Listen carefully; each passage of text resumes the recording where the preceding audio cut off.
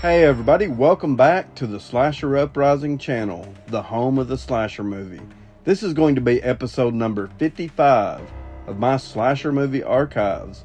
In this video, I will be giving my review for Student Bodies, released in 1981. The laugh count begins. Okay, so getting into the plot for this one. A killer named the Breather terrorizes students at a high school. Whenever he finds students having sex, he kills them. He has some intense issues in which to deal. He likes to breathe heavily, and he likes to make prank calls while talking through a rubber chicken.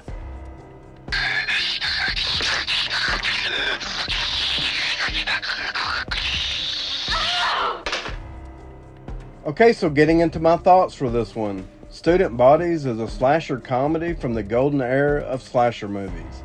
It's a parody, imitating and mocking the slasher movie tropes that we know and love. Considering when this movie was released, it was perfect timing to try something new, because slasher movies were red hot in the early 1980s. This movie suggests that, with its very first joke that's written in text after the Paramount logo. It reads, "This motion picture is based on an actual incident. Last year, 26 horror films were released. None of them lost money." The movie opens up on Halloween. No, wait a minute. It's Friday the 13th. No, it's Jamie Lee Curtis's birthday. The truth is, it could be any of those days. Just take your pick. We are presented with an outside shot of a house that looks a lot like the Myers house from the first Halloween movie. And I thought that was pretty cool. The killer in this movie is known as the Breather. Hello, it's me, the heavy breather from every horror film you've ever seen. We follow the killer up to the front doorstep, and this is done in the first person perspective of the killer, and that's pretty much what we get with the killer throughout the movie until the ending reveal. Anything with the killer we see from his perspective. This is also where we first hear the killer's signature heavy breathing. It's an ongoing joke throughout the entire movie. The phone rings from inside the house. The babysitter answers to have a conversation with a friend that foreshadows things to come. Basically, in this movie, if you are thinking about having sex or planning to have sex or in the act of, you are putting yourself into serious danger and you're on the killer's radar. The phone will ring a few more times. The babysitter answers it to heavy breathing. I said... The wackiness continues to build with each phone call, and that's another ongoing joke throughout the entire movie with the killer and his prank phone calls. We get a lot of heavy breathing and the killer talking through a rubber chicken in this movie when he does his prank calls. Click. Did you hang up? No, we just said click. The babysitter will eventually go upstairs. We get a close-up shot of the front door and on-screen text showing she has left the front door unlocked. I thought that was pretty funny. There's a few other scenes in the movie where we get on-screen text, so that's kind of another ongoing joke. The killer is easily able to enter the house and walks over to a roll-up cabinet where he will begin to pick out his first murder weapon.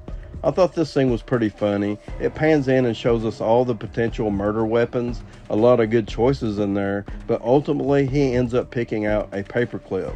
And the funny thing about this is, for me, the first time that I watched this movie, I didn't even see the paperclip. Another ongoing joke that we will learn from this opening sequence is each and every male character throughout the entire film, each male character that is killed, is killed off in the exact same way by simply being covered up with a trash bag. They instantly suffocate and die without ever putting up a fight. Watering? Do you want your pills? Don't worry about the stairs. I'll clean them. You know how I like cleaning gum off. The important thing is... This entire opening sequence gives you a good idea of what to expect for the rest of the movie. It also gives you a wink and a nod to not only Halloween, but When a Stranger Calls. The movie is absolutely loaded with fun and interesting set locations.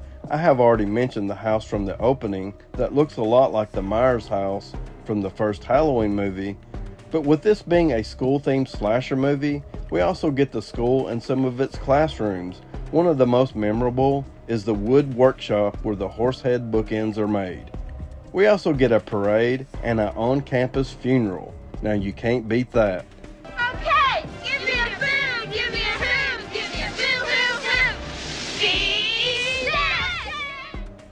The movie score does an amazing job of blending horror and comedic elements, and I'm not sure how else to explain it other than the score works perfectly for what this movie was going for. Student Bodies is number 40 in the 88 Film Slasher Classics collection. This Blu-ray features play feature, play with subtitles, a audio commentary, a interview with Kim Newman, and the trailer.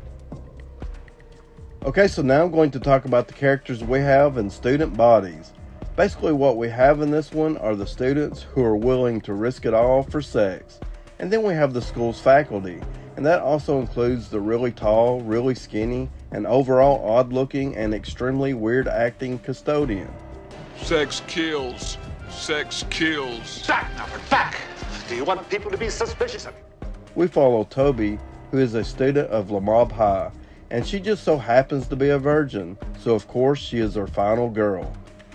She always seems to find herself at the wrong place at the wrong time, and because of this, she is the number one suspect to all the murders. Well, there is strong evidence that Toby may indeed be the psychotic killer we've been all looking for.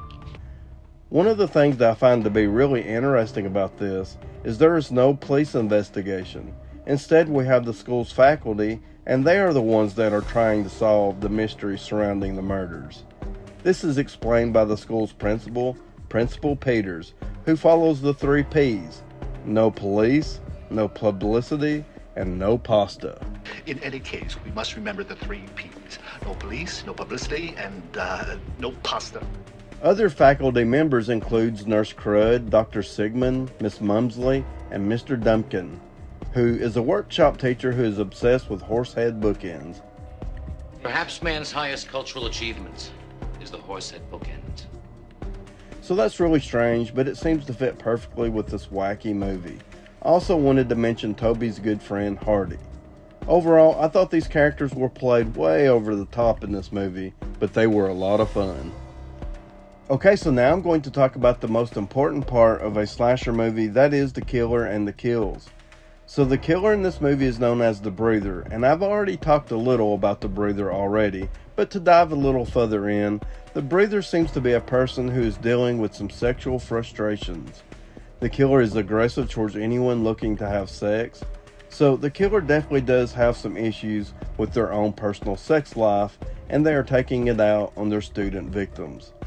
The movie offers some really good twists and turns along the way, especially at the end of the movie, and I really did enjoy that. As far as the kills go, the movie has a pretty high body count with around 12 or 13 kills. The movie actually does give us an on-screen kill count, and from time to time it gives us some context, so I really do dig that. I already mentioned that all the male victims die the exact same way. They are wrapped up with what appears to be a trash bag or a tarp. The point is they are getting wrapped up. They instantly suffocate and die without ever putting up a fight. The female victims, on the other hand, are being killed off in a lot more creative ways and with murder weapons you wouldn't really expect. We have a paperclip kill, a chalkboard eraser kill, a horsehead bookend kill, and finally someone is even murdered with an eggplant. That's just to name a few. There's a wide assortment of murder weapons and some very wacky kills. Overall, I thought Student Bodies was a pretty fun and entertaining slasher comedy, even though I do have some mixed feelings about it. Some of the ongoing jokes get a little old, some of the jokes go over my head and I don't get it.